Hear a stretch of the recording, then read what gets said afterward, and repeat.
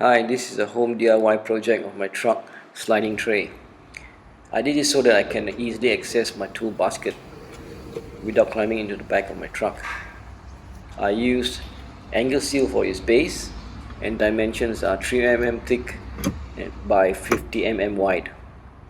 For the sliding platform I used 6 mm steel plate bars and 12 mm thick plywood for its base.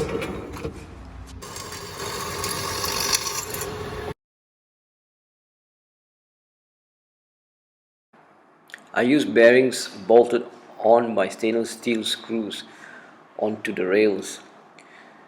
The bearing measurements are as shown.